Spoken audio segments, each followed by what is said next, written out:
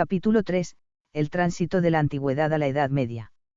Los primeros siglos medievales estuvieron caracterizados, desde el punto de vista espiritual, por el importante predominio de la vida monástica, en sus distintas manifestaciones, tanto en Oriente como en Occidente. En concreto, en el ámbito latino, la regla benedictina será pronto el elemento aglutinante. Por otra parte, la doctrina espiritual es muy deudora del periodo anterior, sin apenas elaboraciones originales, con las excepciones de San Gregorio Magno y Dionisio Areopagita, los dos autores que, por distintos motivos y en campos diversos, más influjo tendrán en los siglos siguientes. Si encontramos, además, buenos recopiladores y transmisores de la rica enseñanza patrística. La conversión y evangelización de los pueblos germánicos y eslavos fue importante también en la configuración de algunos rasgos típicos de la espiritualidad medieval, sobre todo de la piedad popular. La última parte del periodo aquí analizado, tras el relativo florecimiento que propició la era carolingia, supuso una fuerte crisis en la vida de la Iglesia, especialmente patente en los escasos frutos de santidad y doctrina espiritual del llamado siglo de hierro. 1. San Benito y su regla. San Benito nació en Nursia, Umbría, hacia el año 480, de familia ilustre. Estudió en Roma, hasta que sintió la llamada a la vida eremita, y se retiró a Subiaco. Pronto empezó a reunir discípulos a su alrededor y organizó hasta 12 pequeños monasterios en la zona. Debido a una persecución promovida por envidias de un clérigo, se trasladó a Montecassino, donde fundó el célebre monasterio de ese nombre, para el que escribió su no menos famosa regla. Existe, además, una denominada Regula Magistri, de autor desconocido. Muy similar a la de San Benito, y sobre la que los expertos no se ponen de acuerdo. La de San Benito influye en ella o a la inversa. Una de las hipótesis es que su autor sea el abad y obispo hispano Juan de Viclaro, más 624, posterior, por tanto, a San Benito. Sea como sea, la existencia de esta otra regla no quita valor a las cualidades y al éxito de la regla benedictina. A la dirección del monasterio dedicó el resto de su vida. Murió el 21-3-547, un mes después que su hermana Santa Escolástica, siempre muy vinculada a él, también promotora de la vida monástica entre las mujeres. La regla es la fuente principal que tenemos sobre San Benito, además de la biografía escrita por San Gregorio Magno, recogida en la segunda parte de sus diálogos. La regla benedictina ha sido, sin duda, un punto de referencia continuo, no solo de la amplia familia benedictina, sino de muchas otras corrientes monásticas y religiosas. Es uno de los documentos más importantes de toda la historia de la espiritualidad. Y su autor una de las figuras más influyentes. Consta de un prólogo y 73 capítulos, sin una división ni organización rigurosa. Una primera parte contiene consideraciones ascéticas generales, prólogo y capítulos 1 a 7, le siguen una serie de normas litúrgicas y penitenciales, 8 a 30, y la última parte, más extensa, está dedicada al ordenamiento interno del monasterio, 31 a 73 oficios y cargos, incorporaciones, disciplina, etc. En la confección de su regla, San Benito tuvo en cuenta toda la tradición monástica ya clásica entonces, con referencias, más o menos explícitas, a San Agustín, Casiano, San Jerónimo, San Pacomio, San Basilio y otros escritos y experiencias del monacato primitivo 1. Pero sabe darle, a todo ese material, un tono personal, lleno de sentido común y sobrenatural, más práctico y eficaz que sus antecesores. Esto explica, en parte al menos, su éxito, es suficientemente severo para dominar la naturaleza, y suficientemente moderado para no desanimar al que se adentra en la siempre exigente vida monástica. En San Benito parecen conjugarse, de forma excelente, el realismo propio de un espíritu romano con la prudencia y la flexibilidad. Junto a ello, su sentido de la estabilidad contribuirá al desarrollo y consolidación de la vida benedictina. La regla está pensada para la vida cenobítica, pero para San Benito los eremitas están por encima, solo pueden llegar a serlo los que están ya bien formados en el ambiente monacal. El monasterio benedictino aparece como un mundo cerrado y separado, que incluye todo lo necesario para el sustento material y espiritual de los que en él habitan. Con ello busca asegurar la estabilidad de la vida de los monjes. El monasterio es presentado también como, casa de Dios, un paraíso, lugar de paz y alegría. No está prevista, en principio, una actuación apostólica cara al exterior, ni siquiera pastoralmente, los sacerdotes son los necesarios para el culto y atención interna de la comunidad. Sin embargo, el influjo espiritual que han irradiado numerosos monasterios benedictinos en la Edad Media y hasta nuestros días es uno de los mayores tesoros de la vida de la Iglesia, y no han faltado iniciativas apostólicas más directas. Como comprobaremos enseguida. En la parte ascética, San Benito analiza las principales virtudes monacales, entre las que destaca la humildad, entendida como renuncia a la propia voluntad. Es un capítulo de la regla, el séptimo, que se ha hecho clásico, en particular los 12 grados en que desglosa la práctica de esta importante virtud, más tarde serán comentados por San Bernardo y Santo Tomás, entre otros.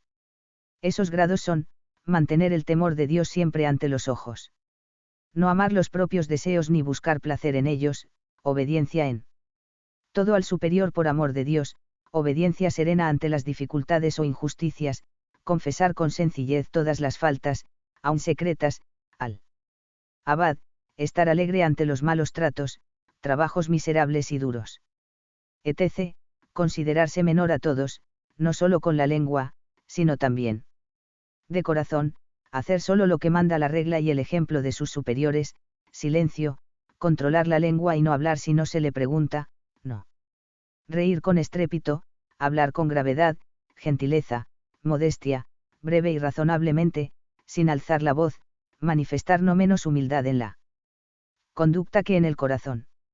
Como se comprueba en esta relación, en la regla benedictina desempeña también un papel importante la obediencia, vista como el necesario sometimiento a otro, fruto de la humildad y de la desconfianza en las propias fuerzas, y contando siempre con la ayuda de la gracia.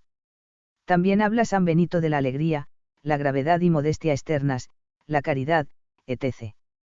Es destacable su discreción en las prácticas de penitencia. En comparación con el monacato oriental y primitivo, encontramos aquí un mayor realismo en temas como el ayuno, el sueño, la mortificación corporal y la oración continua. Todo ello es fruto de un buen conocimiento del alma humana, de sus capacidades y flaquezas. San Benito busca, sobre todo, la conversión del corazón, el desarraigo de los vicios y el fervor de la caridad. Para San Benito toda la vida monástica tiene un carácter sacral, y regula con detalle las prácticas litúrgicas, establece las 8 horas canónicas del Opus Dei, el oficio divino, maitines, laudes, prima, tercia, sexta, nona, vísperas y completas, que suman unas 4 horas de oración en total. A ellas se añaden otras tantas de lectio divina y meditación personal. La jornada del monje se completa con, entre 6 y 8 horas de trabajo, 8 horas de sueño en invierno, y 7 en verano más. La siesta. El centro de la liturgia son los salmos. El oficio incluye, además, lecturas de la Sagrada Escritura y de los padres, himnos, responsorios y versículos. Para su recitación da algunas indicaciones sobre las disposiciones interiores, someras pero suficientes, mens nostra concordet voci nostrae, 2. La Sagrada Eucaristía, por su parte, solo se celebraba los domingos y festivos. Respecto a la oración privada, concede gran libertad a cada monje. Y a la acción de la gracia. Insiste en que debe ser hecha con humildad, reverencia, pureza y brevedad. No en voz alta, sino con lágrimas y aplicación del corazón. 3. Consiste, sobre todo, en la lectura atenta y la meditación, rumiada, de la Sagrada Escritura, no una lectura científica, sino de aplicación espiritual, aunque se use convenientemente la inteligencia. Así, la oración se va transformando en contemplación. El famoso lema benedictino ora et labora responde a una realidad profunda, un auténtico equilibrio entre las dos actividades principales del monje. frente a la mayoría de las formas monásticas anteriores, que primaban claramente la dedicación de tiempo a la oración, quedando el trabajo como algo secundario. San Benito equilibra la vida monástica entre esos dos polos, aunque siempre con la orientación espiritual como fin principal. El trabajo manual mantiene su valor fundamentalmente ascético y penitencial, además de contribuir al sostenimiento de la comunidad y ser un legítimo ejercicio de las propias aptitudes, pero en servicio de Dios y los demás. El monasterio benedictino pretende ser económicamente autosuficiente y generoso, una ciudadela laboriosa y productiva. Esto será pronto de gran trascendencia en el desarrollo social y económico de Europa. En efecto, un trabajo tan intenso, desinteresado y generoso con el prójimo, contribuyó decisivamente a la promoción del bien común en la zona de influencia cada vez mayor de los monasterios benedictinos que poblaron todo el continente. San Benito establece en el monasterio una sólida estructura jerárquica, basada en la figura del abad, es el padre espiritual y el representante de Cristo para todos y cada uno de los monjes, todo debe contar con su orden y permiso. Su virtud principal debe ser la prudencia. El abad tiene sus colaboradores, y se determinan con detalle los principales oficios necesarios para el funcionamiento ordinario del monasterio. Los monjes hacen una promesa de estabilitas, que es la expresión externa de fidelidad a los propósitos interiores. La comunidad es imagen de la Iglesia, por eso, la pena más grave que se puede imponer al monje transgresor de la regla es la excomunión monástica, es decir, la separación de la comunidad, sin participar de su vida y beneficios. Pena que, para los reincidentes y contumaces, puede transformarse en expulsión definitiva. Todos estos elementos de la regla benedictina están, desde luego, orientados al fin espiritual principal, dar gloria a Dios en toda su vida y actividad. 2. San Gregorio Magno. Durante un tiempo la regla de San Benito fue una más entre las formas monásticas de aquella época. Pero pronto el pontificado de San Gregorio Magno supuso el inicio de su predominio en Occidente.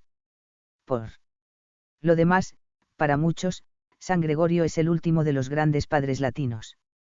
San Gregorio nació en Roma, el año 540, en el seno de una ilustre familia. Su madre también es venerada como santa, Santa Silvia. Recibió una honda formación humanística, y se inició pronto en la carrera política. En el 570 fue nombrado prefecto de la urbe. Unos 5 años después sufrió una honda conversión interior que le llevó a vender todos sus bienes y a abrazar la vida monástica. Fundó entonces un monasterio en su propia casa, en el Celio, bajo la advocación de San Andrés, y otros 6 en sus antiguas posesiones de Sicilia. Con el tiempo introdujo en todos ellos la regla de San Benito. Entre el 578 y el 585. Fue apocrisiario, nuncio, en Constantinopla, desempeñando con gran celo y éxito su tarea. En el 586 volvió a su monasterio en Roma. En el 590, a la muerte del Papa Pelagio II, San Gregorio fue elegido papa por aclamación. Era el primer monje que llegaba a la cátedra de San Pedro. En sus 14 años de pontificado desempeñó una extensa y profunda labor pastoral, una de las más firmes y duraderas de la historia del pontificado romano. Entre otras tareas, reformó la liturgia, impulsó la evangelización de Inglaterra y de los pueblos germánicos, promovió la vida monástica, afianzó numerosos puntos doctrinales y disciplinares, etc. Su ingente labor y su categoría humana y sobrenatural le han valido con toda justicia el apelativo de Magno. Es uno de los pontífices que más contribuyó a dar al papado el enorme prestigio e influjo de que gozó en los siglos posteriores. San Gregorio murió en la misma Roma, el 12-3-604. Entre su importante producción escrita debemos destacar los comentarios morales al libro de Job, típico ejemplo de la exégesis espiritual y moral altomedieval. Esta obra tuvo un enorme influjo en toda la teología y espiritualidad monásticas, fue uno de los libros más leídos y meditados en la Edad Media. Las homilías sobre los Evangelios y sobre Ezequiel forman 2 importantes colecciones con el mismo estilo de exégesis moral y espiritual. La regla pastoral es uno de los primeros tratados dirigidos expresamente al ministerio episcopal. Los diálogos incluyen narraciones de la vida de diversos monjes italianos. Tiene especial interés el ya mencionado libro 2, sobre el hombre de Dios. Benito. Se conservan también un buen número de cartas, 850. San Gregorio recoge y proyecta hacia la Edad Media buena parte de la tradición patrística, San Agustín, sobre todo, y monástica, San Benito, procurando acercarla a todos. Su enseñanza, en efecto, se dirige a laicos, monjes y clérigos, en un momento en el que empieza a predominar ya una literatura espiritual casi exclusivamente monástica. Además, es un autor de gran sentido práctico, excelente conocedor de la psicología humana y con indudables dotes pedagógicas. Junto a ese carácter universal de su enseñanza, se le puede considerar también, por su forma de exponer las cuestiones, un representante genuino y un maestro de la llamada teología monástica, la forma de reflexión teológica predominante antes del inicio de la escolástica. La Lectio Divina es, por tanto, el método y el contenido principal de la doctrina espiritual gregoriana. No ofrece un tratado sistemático, sino un hilo exegético en el que engarza toda la riqueza de su pensamiento. Para San Gregorio, la vida espiritual es la maduración y el cumplimiento del sentido profético de la historia sagrada, el camino de retorno al paraíso. El Espíritu Santo fue el principal artífice de la historia de la salvación. Análogamente, el mismo Espíritu guía ahora al hombre espiritual. La Sagrada Escritura señala el itinerario de cada cristiano hacia Dios, es la escala que conduce al paraíso, un camino necesario y suficiente para alcanzar a Dios. Al mismo tiempo que asimila la palabra de Dios, el hombre se va elevando hasta la contemplación y la caridad perfecta, y a la inversa, si la mente del hombre no madura en la contemplación, la palabra de Dios se queda inactiva, no se cumple. El último aforismo se ha de entender en conexión con los anteriores, es decir, en el sentido de la grandeza y mayor dificultad de la vida contemplativa, no en que sea propia solo de algunos. El hombre es perfecto cuando une armónicamente la vida activa y la contemplativa.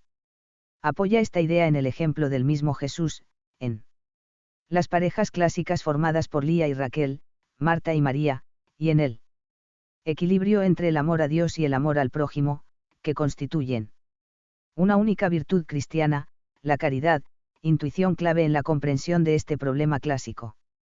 Pero esa unión entre lo activo y lo contemplativo no es igual en todos, hay personas más aptas para cada una de esas formas de vida, por tanto, cada cristiano debe madurar, con discreción, su propia vocación. No debe forzar su comportamiento en la dirección contraria a la que Dios le pida, sino perder el miedo a lanzarse en la dirección correcta. Tanto en la entrega a los demás como en la contemplación. San Gregorio analiza una tipología variada de situaciones al respecto, pero nos conformaremos con señalar los criterios más generales y universales. ¿Qué establece? La vida activa es un imprescindible primer paso para alcanzar la contemplación y la perfección, pero la vida contemplativa es superior. Sin embargo, no hay que olvidar que la verdadera vida contemplativa plena es sólo propia del cielo, el hombre terreno no está suficientemente preparado para ella. Resumen toda su enseñanza al respecto algunos aforismos, que pronto se hicieron clásicos: activa vita prior est tempore, contemplativa maior est merito, actio est in necessitate it. Contemplatio in voluntate, actio est in servitute, contemplatio in libertate, facilius perseveratur in actione quam in contemplatione. Activa est multorum, contemplativa paucorum. La vida activa se manifiesta máximamente en el ejercicio de las virtudes, sobre todo, de las morales. En ellas, San Gregorio destaca su unidad y mutua integración. Insiste, en particular, en el desprendimiento, que tiene distintas manifestaciones según la propia vocación. Para unos, se trata de una pobreza principalmente de corazón, a otros, Dios les exige la desvinculación de cuidados y preocupaciones familiares, y a algunos, incluso la separación de todo vínculo de carne y sangre. San Gregorio insiste sobre todo en el tercer caso, el de los monjes en la prudencia. Ese desprendimiento solo tiene sentido en orden a un amor superior. Da gran importancia también a la obediencia, virtud típica del retorno al paraíso, porque el pecado de Adán fue de desobediencia, es también el mejor medio para imitar a Jesucristo. La humildad, por su parte, es el sello de los elegidos, mientras la soberbia lo es de los condenados. Estrechamente vinculado a la humildad está el espíritu de compunción, que viene a ser el eslabón que une la necesaria vida de penitencia y renuncia con la contemplación. Respecto a la caridad con el prójimo, San Gregorio enumera e impulsa a vivir bastantes de las clásicas obras de misericordia, tanto espirituales como corporales. Una vez más distingue, según la vocación de cada uno, los que deben dedicarse más a unas o a otras. En particular, a los contemplativos corresponde el celo por la salvación de todas las almas, fruto del amor, se manifieste o no en acciones externas. La vida contemplativa, en efecto, consiste en último término en la caridad, que conduce a la visión de Dios en la fe. Es decir, se apoya más en las virtudes teologales, mientras las morales son el sustento de la vida activa. Esa visión contemplativa también es camino de retorno al paraíso, donde el alma volverá a ver el rostro de Dios. La contemplación es una sabiduría sobrenatural que nos hace ver y entender de Dios cuanto es posible en esta tierra. Pero San Gregorio deja claros sus límites, nunca se percibe la misma esencia de Dios, visión que está reservada a la vida eterna. La contemplación es una visión oscura, lejana, a través de imágenes. Es un preludio, una insinuación, un soplo o susurro de la verdadera contemplación del cielo. Es siempre una visión de fe, y por tanto, parcial, pero esto no quita que se le pueda llamar verdadera contemplación. El Espíritu Santo, que se presenta al alma de formas diversas, la produce. Por su carácter receptivo, designa a la contemplación también como reposo, o silencio. La contemplación conlleva un reposo en la acción externa, pero no un abandono de la acción. En la tierra, nunca se deja totalmente ninguna de las dos vidas. Compara también la contemplación con una montaña que hay que subir con esfuerzo, imagen que hará fortuna. San Gregorio introduce también algunas fórmulas que se harán clásicas en el importante tema del conocimiento por amor, propio de la contemplación, per amorem agnostimus, 5, amor ipsa notitia est, 6. Para el ejercicio de la contemplación, recomienda la consideración de las perfecciones divinas en sí mismas y en las criaturas, y de la santísima humanidad de Jesucristo. Efectos de la contemplación son, 1. Verdadero conocimiento, también de uno mismo, que lleva a la humildad, caridad renovada y fortalecida, paz, compunción, y una ansia cada vez mayor de acercarse a Dios. Encontramos también en San Gregorio una valiosa continuación y enriquecimiento de la teología de los dones, prácticamente iniciada por San Agustín. Entre otros aspectos, establece una relación entre los 7 dones y las 7 virtudes principales, teologales y cardinales, y una oposición entre cada uno de los dones del Espíritu Santo y algunos de los principales defectos que el hombre debe combatir: estulticia, contra sabiduría, estupidez, entendimiento, precipitación, consejo, miedo, fortaleza, ignorancia, ciencia, dureza, piedad, y soberbia, temor de Dios. Junto a esa doctrina general dirigida a todos los cristianos, reserva una atención especial a los monjes. Reconoce a los que viven en soledad o clausura un carisma de paternidad espiritual sobre la Iglesia, consistente principalmente en el dominio sobre la triple concupiscencia y en una inteligencia peculiar de la palabra de Dios. Presenta a San Benito como el modelo de hombre llamado a la perfección. San Gregorio fue, como hemos dicho, un gran difusor de la regla y la espiritualidad benedictinas, no teniendo reparo en apoyarse para ello en su autoridad papal y en su prestigio personal. Esa difusión fue decisiva para que la regla de San Benito se llegara a imponer en todo el occidente cristiano. La primacía objetiva está, sin embargo, en el pastor animarum. El obispo, que disfruta de una designación y elección especial del Espíritu Santo.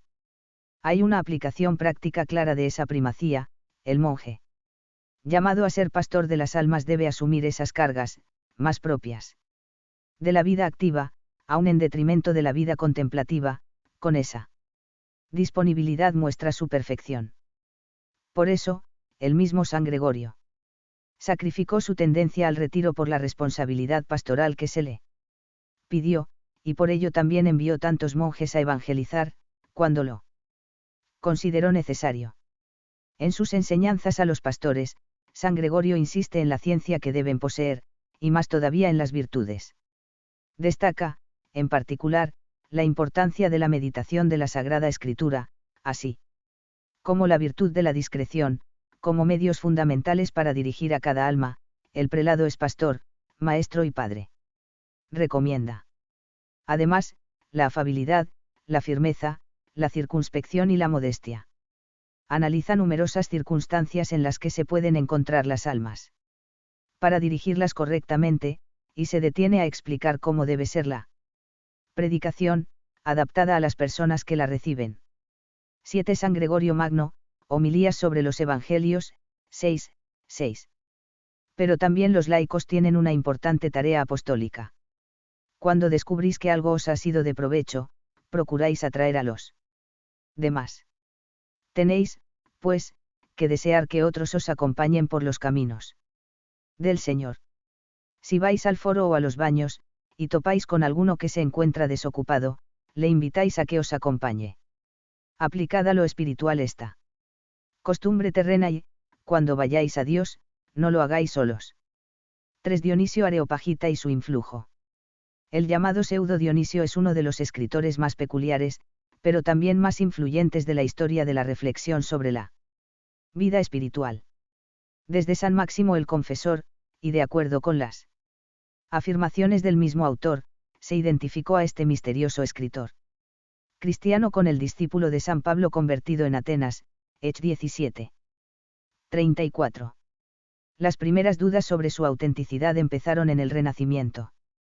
Finalmente, ha quedado claro que su producción debe situarse entre finales del siglo V y mediados del VI, entre el 480 y el 530, aproximadamente, entre otros motivos, por las referencias a Proclo, más 485. Que contiene, mientras desde el 533 ya encontramos citas de sus libros. Son 4 los libros que conservamos de Dionisio, junto a 10 cartas. Teología mística es el que más interesa a nuestra historia, escrito tan breve como denso, clave en el establecimiento del vocabulario místico clásico y en el desarrollo de algunos de sus conceptos principales. Sobre los nombres de Dios analiza los nombres usados en la Sagrada Escritura para aplicarlos a Dios. La jerarquía celeste estudia los 9 coros angélicos, su participación en la vida divina y su misión. La jerarquía eclesiástica, finalmente, presenta lo que considera el triple orden en la Iglesia, sacramental, clerical y laical. 2 de sus 10 cartas también son importantes en su enseñanza mística. Dionisio depende del neoplatonismo, directamente y a través de los padres Capadocios y Evagrio Póntico, pero posee una peculiar originalidad y fuerza que le han hecho más popular que ellos en algunas cuestiones. La obra de Dionisio se puede considerar la primera verdadera síntesis doctrinal sobre importantes cuestiones espirituales, síntesis realizada con orden y penetración. Su influjo, enorme, de San Máximo a San Juan de la Cruz, pasando por el mismo Santo Tomás, depende de la propia categoría de su pensamiento, aunque ha sido sin duda reforzado por su supuesta vinculación directa a los apóstoles. 8. Este sentido, sapiencial, será el uso habitual de la expresión, teología mística, hasta los tiempos de Santa Teresa y San Juan de la Cruz, solo a partir del siglo XVII, teología mística, empezará a usarse para los tratados sistemáticos y especulativos sobre la contemplación y la vida mística. 9. Dionisio Areopagita, sobre los nombres de Dios, 7. 3. Obsérvese el lenguaje hiperbólico y paradójico característico suyo, utilizado para resaltar la eminencia y la inefabilidad de Dios. Resulta significativa, en este sentido, la oración con que empieza su teología mística, Trinidad supraesencial, más que divina y más que buena. Maestra de la sabiduría divina de los cristianos, guíanos más allá del no saber. y de la luz, hasta la cima más alta de las escrituras místicas. Allí los misterios de la palabra de Dios son simples, absolutos, inmutables en las tinieblas más que luminosas del silencio que muestra los secretos. En medio de las más negras tinieblas, fulgurantes de luz ellos desbordan. Absolutamente intangibles e invisibles, los misterios de hermosísimos fulgores inundan nuestras mentes deslumbradas. 10 Dionisio Areopagita, Carta N5. Su concepto de teología mística no tiene el sentido completo que se le dará posteriormente. Con esta expresión, Dionisio quiere simplemente, de acuerdo con su sentido literal, subrayar lo misterioso de la relación del hombre con Dios, lo oscuro, pero unitivo a la vez, el grado supremo de fe, cuando el conocimiento entra más en el ámbito del amor, y las relaciones vivas con la divinidad que comporta. Ese conocimiento constituye el término último de la perfección cristiana, es verdadera unión, con verdadera inteligencia, pero con predominio del amor, y es distinto del conocimiento racional o discursivo, al que ahora aplicamos habitualmente la palabra teología. 8. Este conocimiento supremo es necesaria y predominantemente apofático, o negativo, la manera más digna de conocer a Dios se alcanza no sabiendo, por la unión que sobrepasa todo entender. Cuando la inteligencia, apartándose de todas las cosas y olvidándose incluso de sí misma, se une a los rayos que brillan de lo alto, quedando iluminada en aquel imperceptible abismo de la sabiduría. 9. El conocimiento apofático no es una ignorancia privativa, sino un conocimiento superior, porque ese, no saber, es atisbar la verdadera trascendencia divina, inalcanzable por sí misma. En efecto, Dios, resulta invisible por su claridad deslumbradora. El desbordamiento de sus irradiaciones supraesenciales impide la visión. Sin embargo, es aquí donde llega a estar todo aquel que es digno de conocer y contemplar a Dios, y por eso precisamente, no viendo ni conociendo, alcanza de verdad lo que está más allá de todo ver y conocer. 10. Este conocimiento es además, unión de amistad, solo la caridad puede unir con Dios, llegar donde no llega el conocimiento. También se llama silencio, en cuanto solo Dios puede hablar, y en cuanto su verdadero ser escapa a la investigación de la inteligencia. Tiene un carácter experimental, inefable, pasivo. El camino para alcanzar el conocimiento y experiencia de lo divino de que venimos hablando es la negación de todo, renuncia a los sentidos, a las operaciones intelectuales, a todo lo sensible y a lo inteligible. Despójate de todas las cosas que son y aun de las que no son. Deja de lado tu entender y esfuérzate por subir lo más que puedas hasta unirte con aquel que está más allá de todo ser y de todo saber. Porque por el libre, absoluto y puro apartamiento de ti mismo y de todas las cosas, arrojándolo todo y del todo, serás elevado espiritualmente hasta el divino rayo de tinieblas de la divina supraesencia. 11. Se concreta en una purificación de las pasiones y afectos por la caridad, y de la parte intelectual por la fe. Al correspondiente despego de sí mismo lo designa como éxtasis. Sin embargo, esa perfección, tanto en lo intelectual como en lo afectivo, no es resultado del puro esfuerzo, sino don de Dios, a través de los sacramentos, de la intervención de los ángeles y de Jesucristo. Es necesario vivir en Cristo, contemplarlo y reflejarlo en nosotros.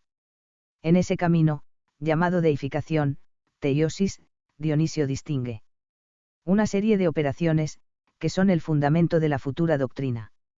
Sobre las tres vías, purificación, iluminación y perfección, catarsis, fotismos, teleiosis. Más que en tres etapas, Dionisio está pensando en tres operaciones o procesos que Dios realiza al atraer a las criaturas hacia sí, operaciones en las que esas mismas criaturas participan, jerárquicamente, ayudando a las inferiores.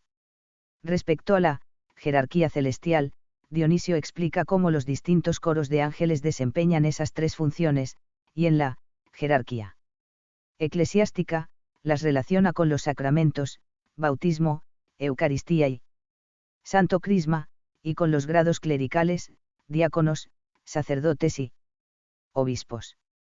En la jerarquía eclesiástica distingue también 3 órdenes de consagración: los catecúmenos o penitentes, los simples fieles y los monjes. Dionisio muestra también cómo la oración es la condición indispensable para conocer a Dios, que no se revela sino a los que se acercan a Él. De acuerdo con lo visto, las virtudes no son simplemente un camino de desprendimiento, sino también un esfuerzo del hombre para mejorar. 4 otros representantes de la espiritualidad oriental. Completamos en este apartado, a través de las figuras más representativas, las principales aportaciones del Oriente cristiano a la doctrina espiritual y la vida monástica en estos siglos de transición. San Máximo el Confesor, 580 a 662, nacido en Constantinopla en el seno de una familia distinguida, fue secretario del emperador Heraclio hasta que recibió la vocación monástica.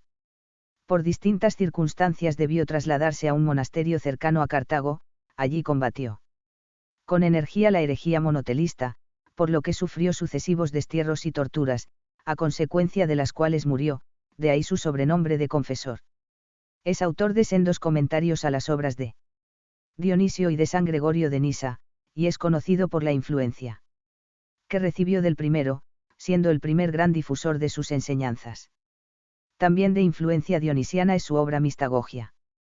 Escribió además el libro ascético, sobre la vida monástica, en forma de diálogo entre un abad y un joven monje, y las colecciones de capítulos sobre la caridad, capítulos gnósticos y otros capítulos. Destaca por su cristocentrismo, como consecuencia lógica del esfuerzo realizado en defensa de la doctrina acerca de las dos voluntades de Cristo. Con ello cubre, en parte, la laguna que se da en otros autores orientales, y en particular en su maestro Dionisio, sobre el papel de Jesucristo en la vida espiritual. Enseña, en efecto, cómo la identificación e imitación con Jesucristo conduce a la perfección, que consiste en la unión de la voluntad del hombre con la de Dios, a semejanza de la unión que tenían en Jesús sus dos voluntades, humana y divina. De esta forma, el alma se moverá en todo según el querer de Dios, y sus obras serán un reflejo de las de Jesucristo, de cuya divinización participa por la caridad, que une las voluntades divina y humana. Jesús es presentado, así, tanto como causa meritoria como ejemplar de nuestra santificación. Su imitación se constituye en la norma de la lucha contra los enemigos del alma, del ejercicio de las virtudes, de la oración y de la contemplación.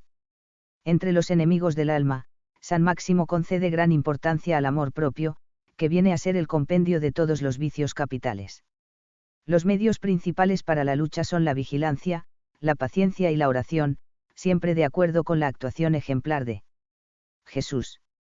Como fruto de todo ello, vuelve sobre el concepto ya clásico de apatheia, viéndola como un retorno a la integridad de la naturaleza.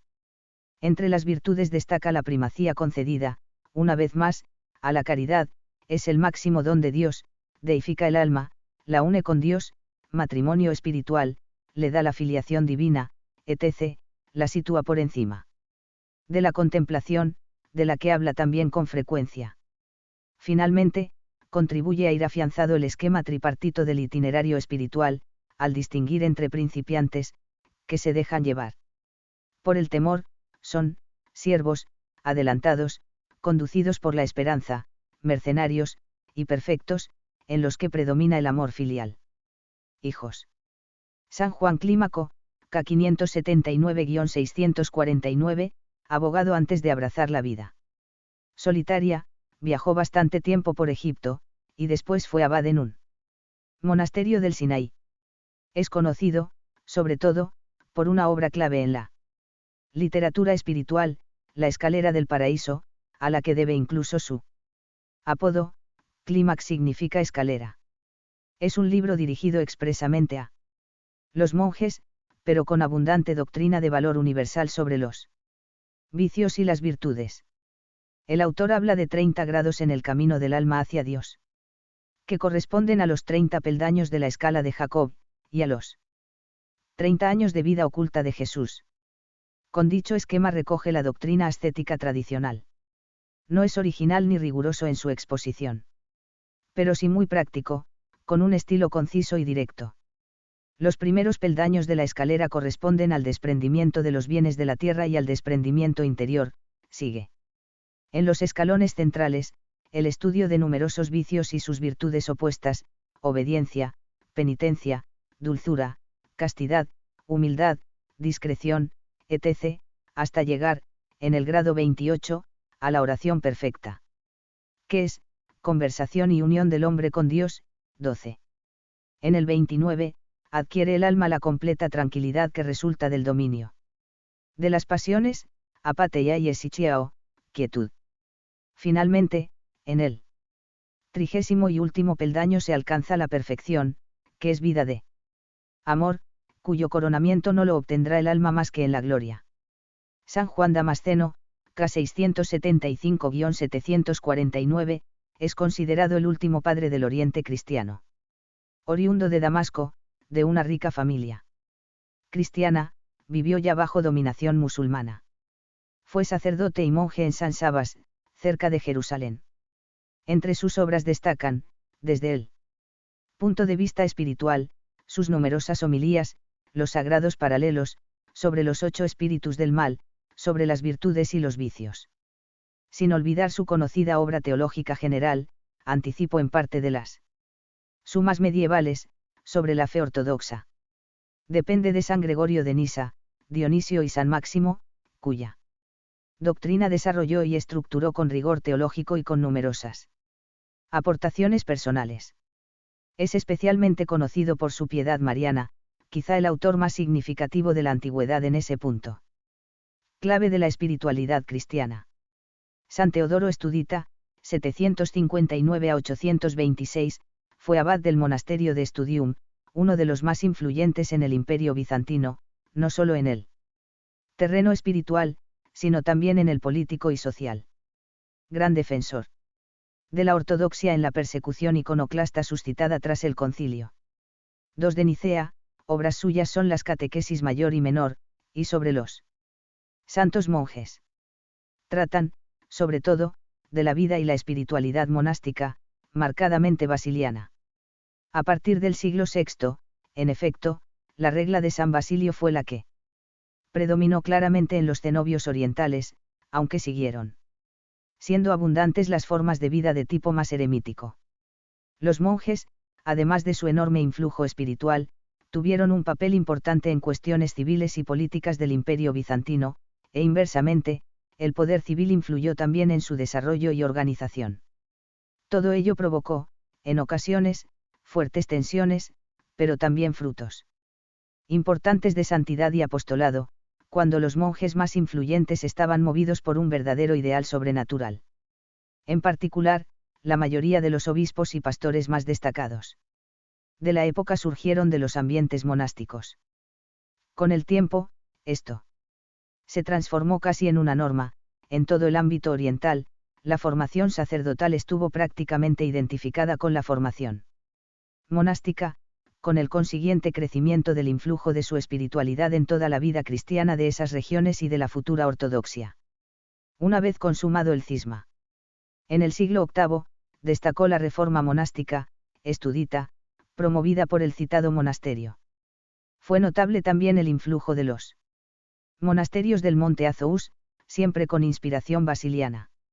Se puede afirmar así que, a partir siglo IX, casi toda la vida monástica de ámbito griego-bizantino gira en torno a la regla de San Basilio, y casi toda la espiritualidad cristiana oriental en torno a los monjes. 5 monjes, escritores y misioneros en los siglos VIII. En el occidente, por su parte, junto al progresivo predominio de la regla y la espiritualidad benedictina, se dio una diversidad mayor de iniciativas monásticas y una importante proyección apostólica del monacato en la evangelización de nuevos territorios europeos. Tiene particular interés, en primer lugar, el mundo hispano-visigodo, con una importante floración monástica y un número notable de pastores y escritores de prestigio. Aunque la vida monástica ya era vivida en la península ibérica desde el siglo IV, la causa más directa de esta floración parece estar en la llegada desde África de San Donato. Con otros 70 monjes y una abundante biblioteca, fundaron un monasterio cerca de Valencia, hacia el año 430, y a partir de ahí, se empezaron a multiplicar los monasterios, acompañados de una importante difusión por toda la península de las obras agustinianas y de otros padres. La principal figura de la iglesia visigoda fue San Isidoro de Sevilla. LLI, 556 a 636, monje y abad hasta que fue elegido obispo de Sevilla en el año 600. Su producción escrita, sinónimos, etimologías, varones ilustres, constituye una perfecta síntesis de la herencia clásica y del incipiente espíritu feudal alto medieval. Su trabajo intelectual tiene claros rasgos enciclopédicos. Al clasificar y sistematizar el conocimiento antiguo, lo fija y populariza al mismo tiempo. Su espiritualidad es, desde luego, agustiniana y gregoriana, basta un repaso a los principales temas tratados: gracia, caridad, oración, vida activa y contemplativa, purgación, virtudes y vicios, etc. En la regla monástica que escribió, inspirada en la de San Benito y otras más antiguas, destaca el papel concedido a la vida interior sobre la observancia externa, y su acento en la autoridad paternal del abad. Él mismo lo vivió así durante años, con gran respeto y veneración por parte de todos sus seguidores. También concede particular importancia al trabajo intelectual de los monjes. Su hermano mayor, San Leandro de Sevilla, ca 540-600, fue el primer gran obispo de la época y jugó un papel clave en la conversión oficial de los visigodos. También escribió la primera regla monástica visigoda que se conserva. San Martín de Dumio, más 580, llamado también de Braga, escribió otra regla monástica de gran éxito en la zona galaico-portuguesa. San Fructuoso, ca 600-665 o 670, fue otro gran fundador de monasterios, sobre todo en Galicia y el Bierzo. San Ildefonso de Toledo, 609-667, escribió un libro sobre la virginidad de María, que influyó bastante en la mariología y la piedad mariana medievales. En otras regiones europeas, quizá lo más significativo de la época sea el monacato misionero. Como hemos visto, no era propio de la vocación monástica un apostolado de tipo directo, pero algunos monjes llegaron a ejercerlo, con espíritu de obediencia, por la insistencia de papas y obispos, muchos de ellos monjes, a su vez. En efecto, las necesidades evangelizadoras eran muchas, y el clero secular no estaba habitualmente en condiciones, por su escasa formación y preparación espiritual, de afrontar con garantías esa tarea. Los monjes misioneros fueron, numéricamente, una minoría, pero algunas de las figuras más populares y más decisivas históricamente se contaron entre ellos. En esa tarea destacaron los ingleses e irlandeses. En efecto, entre los monjes de la Europa insular se observó desde el principio una clara inclinación a la evangelización, empezando por el mismo San Patricio. Por otra parte, la espiritualidad de estos monjes de raza celta subrayaba particularmente el espíritu de penitencia, la mortificación y la austeridad, cualidades que les entrenaban para las durezas y contradicciones de todo tipo que conllevaba la evangelización entre los llamados pueblos bárbaros, hasta llegar con no poca frecuencia al martirio. Conozcamos a algunos de esos grandes artífices de la conversión de buena parte de lo que hoy es la Europa cristiana. San Agustín de Canterbury, más 604-605, abad en el monasterio del Monte Celio en Roma, fue enviado a Inglaterra por el Papa San Gregorio Magno con otros 40 monjes, en el año 596, realizando una importante tarea evangelizadora. Consagrado primer obispo de Canterbury, organizó la vida de la Iglesia y la jerarquía en Inglaterra, cuya primera cristianización, de época romana, había sido precaria. San Columbano, 543 a 615, irlandés, evangelizó distintas zonas de las actuales Francia, Suiza e Italia, en torno a los Alpes, fundando numerosos monasterios. Escribió 2 reglas monásticas que reflejan bien la típica austeridad céltica y la personal de su autor. San Willibrordo, 658 a 739, también procedente de las Islas Británicas, fue el principal evangelizador de los actuales Países Bajos y de la Sajonia alemana. San Bonifacio, más 754, fue el gran apóstol de los germanos, en buena parte de la actual Alemania, murió mártir. San Óscar, más 865, obispo de Hamburgo, fue el primer evangelizador de Dinamarca y Suecia. San Cirilo, 827 a 869, y San Metodio, su hermano mayor, aunque le sobrevivió bastante tiempo, más 885, fueron los primeros evangelizadores de los pueblos eslavos, situados más al este que los germanos. Aunque de formación oriental, realizaron su tarea en nombre de Roma. Juan Pablo II añadió sus nombres al de San Benito como patronos de Europa, acentuando así la importancia de los dos pulmones, occidental y oriental, del viejo continente. En otros aspectos de la espiritualidad y la vida monástica destacan también en esta época otros personajes, como San Cesáreo de Arles. 470 a 542, que vivió en el célebre monasterio de Lerins, y fue luego abad en Arles, ciudad de la que acabaría siendo obispo. Es uno de los principales promotores de la vida monástica en las Galias. Autor plenamente agustiniano, también en sus dos reglas monásticas, de las que tiene mayor valor la dedicada a monjas. Su celo doctrinal supuso prácticamente el fin del semipelagianismo. Entre la amplia e influyente producción teológico-filosófica de Severino Boecio, 480 a 524, tiene interés, también para la historia de la espiritualidad, su conocido libro La consolación de la filosofía. Casiodoro, Ica 583, consejero de Teodorico el Grande, y fundador monástico después, fue uno de los principales impulsores de la trascendental tarea de copia de códices de los padres y autores clásicos. Su monasterio, en efecto, fue concebido como un retiro para intelectuales, y sus Institutions Literarum regularon buena parte de la vida científica medieval.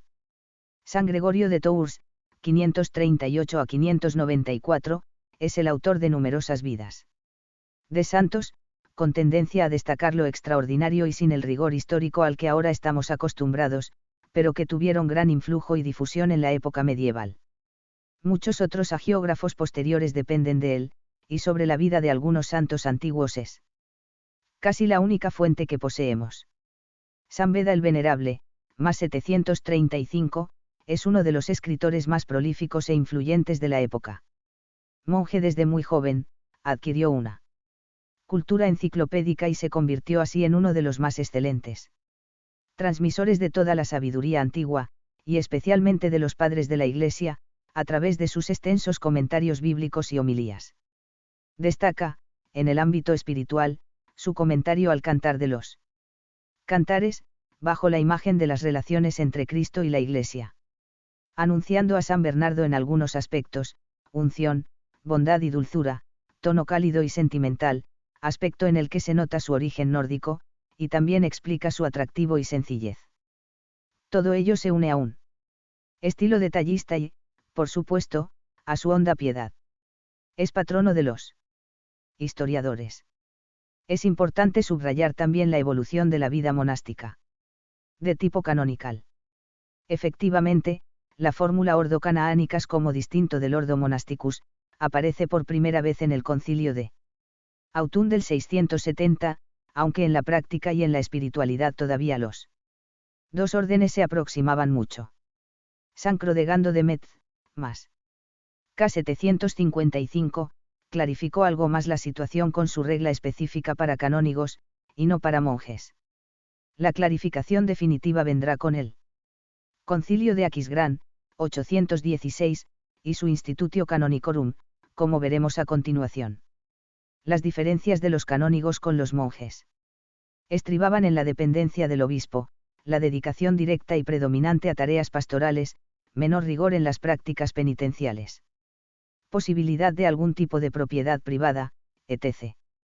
6. La época carolingia y la decadencia del siglo de hierro. A pesar de su importancia en otros aspectos históricos, en las cuestiones propias de la vida espiritual la reforma carolingia apenas superó un aceptable nivel de recopilación y organización de la tradición patrística y monástica, pero con escasa originalidad e insuficiente vitalidad. Hemos visto ya cómo la regla benedictina se fue extendiendo e imponiendo por todo el occidente cristiano. Para su triunfo casi definitivo fue decisiva la iniciativa carolingia de intentar unificar la vida monástica. No se alcanzó una verdadera unificación jurídica, pero sí, prácticamente, una unificación de vida y espíritu en torno a las normas y al espíritu benedictino. La figura clave de este proceso fue San Benito de Aniano, más 821. Su nombre de nacimiento era Vitiza, hijo de un conde visigodo. Fue educado en la corte y estuvo al servicio de Pipino y Carlomagno. Antes de fundar un monasterio en Aniane, cerca de Montpellier. Al principio prefirió utilizar la regla de San Pacomio, pero acabó tomando la de San Benito, sobre todo por ser más práctica, aunque le parecía algo laxa. Intentó, por ello, reforzarla frente a los mayores peligros que detectó en su época. Añadió oraciones y lecturas de la Sagrada Escritura y de los padres al oficio, pero, sobre todo, buscó más estabilidad y centralismo. Instituyó escuelas solo para los candidatos a la vida monástica, los llamados oblatos benedictinos, propugnó un mismo régimen de vida para el abad que para los demás, y prohibió los encargos misioneros, pastorales o académicos fuera del monasterio. Todo ello buscando evitar los abusos más comunes entonces. Bien conocido en la corte, pronto Luis el Piadoso le dio plenos poderes en la materia, y San Benito empezó a reformar monasterios de acuerdo con esos criterios, usando a sus propios monjes y formando una federación de monasterios con él mismo como abad primado. En esos años escribió también el Código de las Reglas, colección de reglas latinas y orientales, y la concordancia de las reglas, comentario a la de San Benito, relacionándola con las otras. Esta tarea culminó en los años 816 y 817, en el Sínodo Carolingio de Aquisgrán, en el se establecieron oficialmente las normas e ideas de San Benito de Aniano para la vida de los monjes, y también para las monjas, de Institutione Sanctimonalium, y los canónigos regulares, de Institutione Canonicorum. Pero su aplicación práctica no alcanzó la eficacia prevista y deseada, en parte por la temprana muerte de San Benito, 821, y también por la división y crisis en que cayó el imperio carolingio en los decenios siguientes. En particular, fracasó el intento de centralización y agrupación de los monasterios en torno a una abadía principal. Más de un siglo después varias de estas ideas florecerán de nuevo por otro conducto, y de forma mucho más duradera y decisiva. Junto a esta importante reforma e impulso monástico, hay que hablar también del esfuerzo científico y literario carolingio. Carlomagno procuró reunir a su alrededor a los sabios y eruditos más destacados de su época, dando así origen al conocido florecimiento cultural carolingio. Sin embargo, las aportaciones de estos autores a la doctrina espiritual apenas superan la recopilación de las principales tradiciones procedentes de siglos anteriores, la preocupación por la formación de los monjes y del clero, el interés por la Sagrada Escritura y por la liturgia. Y el esfuerzo por dar un sentido cristiano a las otras ciencias que cultivaban. Como rasgo más propio, se observa una mayor tendencia a la interiorización de la piedad, a valorar más la oración y las virtudes que la penitencia externa. Alcuino de York, más 804, fue el brazo derecho de Carlomagno en ese renacimiento cultural, y también en la unificación litúrgica y otras cuestiones eclesiásticas. Su obra espiritual más importante es sobre las virtudes y los vicios. Paulino de Aquileia, más 802, italiano, y Teodulfo de Orleans, más 821, español, fueron otros pilares de la escuela carolingia. Esmaragdo, Ica 830, escribió uno de los principales comentarios a la regla benedictina. Grabano Mauro, 784 a 856, llamado Praeceptor Germaniae, por el papel realizado desde el monasterio de Fulda, importante centro intelectual del momento, es autor de una numerosísima producción escrita, sobre todo de comentarios bíblicos. Más influyente a la larga fue la obra de Juan Escoto Eriúgena. K810-K877, de origen irlandés o escocés, de ahí el doble apodo. como introductor de la doctrina dionisiana en Occidente, con sus traducciones y comentarios. Tradujo también algunas obras de San Gregorio de Nisa y San Máximo.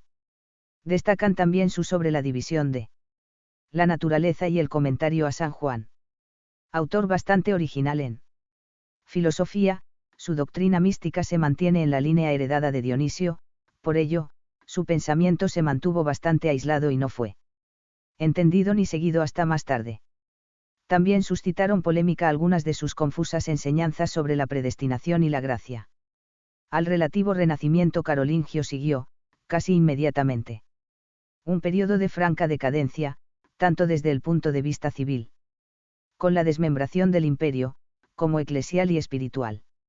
La Santa Sede fue ocupada por una sucesión de hombres débiles, títeres de las familias nobles romanas y convulsionados por la política local. Por casi toda la cristiandad se extendieron las plagas de las investiduras laicas y la simonía, con un fuerte relajamiento moral de monjes, obispos y clérigos, del que es fiel reflejo el grave problema del concubinato público de muchos eclesiásticos. A la crisis política y eclesiástica se unió un periodo de especiales dificultades externas para los reinos cristianos, musulmanes, normandos, húngaros, etc., asolaban con frecuencia ciudades, pueblos y monasterios, penetrando en ocasiones hasta el interior de Francia, Alemania o Italia. Los musulmanes, en particular, dominaron durante un largo periodo de tiempo, no solo casi toda la península ibérica, sino también Sicilia y otras islas mediterráneas. Normandos y húngaros, por su parte, acabaron siendo incorporados a la civilización cristiana. Es un largo periodo, casi siglo y medio, en el que la historia apenas nos ha dejado frutos espirituales destacables, iniciativas apostólicas o fundaciones sobresalientes, ni escritores ni santos de suficiente talla, salvo los primeros abades de Cluny, de los que hablaremos en el siguiente capítulo. Sin embargo, no faltaron numerosos cristianos anónimos, también sacerdotes, obispos y monjes, que mantuvieron su fe y su integridad de costumbres, y como el ambiente de fondo era plenamente cristiano, las soluciones a la crisis fueron brotando con naturalidad, superándose así pronto el llamado siglo de hierro, e iniciándose un progresivo renacimiento espiritual que alcanzaría grandes proporciones. 7. La piedad cristiana fuera de los ambientes monásticos. En toda la época objeto de estudio en esta parte, siglos vi al X. Son pocos los datos que poseemos sobre la vida espiritual que se desarrollaba al margen de los monasterios. En particular, como hemos visto, apenas hay obras escritas dirigidas al común de los fieles, con la importante excepción de San Gregorio Magno. Conocemos un poco más de lo que se suele llamar piedad popular, es decir, de las manifestaciones externas y públicas, más o menos multitudinarias, de la piedad de muchos cristianos. De ellas, se pueden deducir algunos rasgos de cómo sería la vida espiritual personal de esos mismos fieles, entre los que, sin duda, hubo numerosos santos anónimos. Ni qué decir tiene que esa piedad popular estaba entonces influenciada también por la espiritualidad monástica. Señalemos algunos de sus rasgos más significativos. La cultura y los modos de vida de los nuevos pueblos cristianizados en la Alta Edad Media, especialmente de los germánicos, aportaron algunos rasgos característicos importantes a la piedad medieval en conjunto, aunque siempre con las oportunas acomodaciones a la fe cristiana. Así, por ejemplo, el culto dado por los germanos a los muertos influyó en el importante desarrollo de la devoción a los santos. La fascinación que sentían ante lo mágico explica en parte el valor concedido a los milagros, aunque, en el lado negativo, fue causa de supersticiones. El fuerte sentido del honor propició los rasgos caballerescos de la piedad de la época. El gran respeto, e incluso temor al poder físico dio lugar a una cierta tendencia a admirar, más que a imitar, a Jesús mismo o a los santos. Se tendía también a acentuar más la divinidad de Jesús que su humanidad, a venerarle más como rey o señor, que como maestro, amigo o esposo. Por otra parte, nos hallamos ante unas conversiones masivas, en la mayoría de los casos, no existía una formación espiritual seria antes de La conversión como en los primeros siglos, y muchas veces tampoco. Después, o por lo menos se realizaba lentamente. De esta forma, descendió considerablemente el nivel medio de exigencia personal entre los bautizados, sobre todo comparándolo con el de los primeros tiempos. Sin embargo, se trataba de verdaderas conversiones, asentadas en una fe firme, porque veían y valoraban el poder de Dios, aunque faltase hondura y firmeza en las convicciones morales y una aspiración seria a la santidad. Es decir, se trataba de una conversión sincera pero poco interiorizada, cambio de creencias, pero no un completo cambio de mentalidad, costumbres, vida, etc. El cambio se producía, con frecuencia, como fruto del sentimiento y del entusiasmo, pero no como término natural de un proceso de convicción íntima. Además había que educar las innatas tendencias a la violencia y a la sensualidad, que tantos problemas crearon en los reinos cristianos. Durante siglos. Todo esto aparecía más acentuado en los germanos, evangelizados directamente en su tierra que en los que habían ocupado antes el territorio del antiguo Imperio Romano y estaban no solo más cristianizados, sino también más romanizados. Toda esta situación acentuaba el que los ojos se volvieran a los monjes, eran casi la única solución como modelo o como ayuda, por su mayor nivel moral y espiritual. El clero secular, por su parte, no solía estar en mejores condiciones que el pueblo campesino del que surgía habitualmente. De esta forma, los principales núcleos monásticos fueron también las principales fuentes de vida espiritual para el común de los cristianos. La devoción a los santos fue un aspecto importante de la piedad popular alto medieval, que completaba la centralidad del trato con Dios a través de Jesucristo. Un hecho conocido y significativo al respecto son las peregrinaciones, las tumbas de los apóstoles en Roma y en Compostela acabaron movilizando a tanta gente como los santos lugares en Palestina, y muchos otros lugares con reliquias de mártires o santos eran también masivamente visitados en dichas peregrinaciones. Por lo demás, había un hondo sentido penitente, característico también del alma medieval. Detrás de ese espíritu peregrino estaba la veneración de las reliquias. Hasta el siglo VII, se veneraban en general en su lugar, sin tocarlas, tomando, en todo caso, el aceite de las lámparas. Después, las guerras e invasiones obligaron a traslados, y las reliquias empezaron a viajar, dividirse, repartirse, dando lugar también a abusos y falsificaciones. Análogamente ocurrió con las reliquias de la Pasión del Señor, más valiosas aún. Como todo ello se hacía con gran veneración y respeto. Pero poco sentido crítico, la dificultad para distinguir lo auténtico de lo falso aumentaba, a pesar de los esfuerzos realizados en ese sentido. Proliferó en todos estos siglos, a su vez, la literatura hagiográfica, con tendencia a resaltar, en esas vidas de santos, los milagros y hechos prodigiosos o heroicos, que calaban con facilidad en la mentalidad de la gente sencilla. Aumentaron también en número e importancia, tanto litúrgica como popular, las fiestas de los santos, proliferaron los martirologios para el uso litúrgico, con resúmenes de sus vidas. Poco a poco empezó a destacar, mucho más marcadamente que en la antigüedad, la devoción a la Virgen, por ejemplo, se le empezó a dedicar el sábado, con misa votiva propia, se celebraban las fiestas de su virginidad, su asunción y otros privilegios marianos en muchos lugares, etc.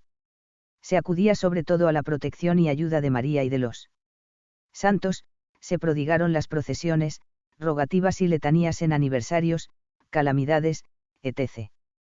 Análogamente, se acudía mucho a la intercesión de los ángeles.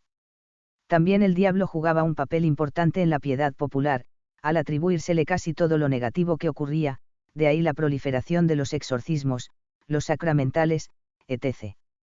El influjo monástico, y particularmente benedictino, se aprecia sobre todo en la piedad litúrgica, que derivó claramente hacia el simbolismo. Se fueron introduciendo nuevas interpretaciones alegóricas de los antiguos ritos, o se realizaron cambios en ellos, en esa dirección. Aunque, con nuestra mentalidad actual, pueda parecer que el pueblo se Alejaba así del sentido más genuino y profundo del misterio, de hecho. Les llevaba casi siempre a vivir la liturgia con más piedad. En la misa, por ejemplo, como una forma de participación, se respondía mucho a las oraciones sacerdotales, se introdujeron muchos amén en los textos litúrgicos. Por diversas causas, se multiplicó el número de sacerdotes, de monjes que se ordenaban, de misas privadas, etc. Aumentaron y se enriquecieron las grandes solemnidades litúrgicas de los principales misterios cristianos, Navidad, Epifanía, Pascua y Pentecostés, sobre todo. Sin embargo, se comulgaba poco todavía, incluso menos que en épocas anteriores. Tras esta costumbre había una exagerada conciencia de la propia bajeza, junto a un considerable rigorismo penitencial. El espíritu penitente, en efecto, fue un aspecto clave de la piedad alto medieval, sin duda motivado también por el influjo monástico. Proliferaron los libros penitenciales detallados, se imponían fuertes penitencias públicas para alcanzar el perdón de los pecados graves externos, aunque fue creciendo cada vez más la confesión también de los pecados veniales y la penitencia privada. La penitencia, sobre todo, consistía en el ayuno y la abstinencia, pero también en peregrinaciones, vigilias, otras mortificaciones corporales e incluso limosnas y obras de caridad. Finalmente señalemos que, además de los grandes volúmenes usados en los monasterios, se conocen también algunos pequeños libros de oraciones de la época, de clara inspiración bíblica y litúrgica, de mayor difusión entre todo tipo de cristianos, aunque había muchos analfabetos a los que solo alcanzaba la enseñanza oral.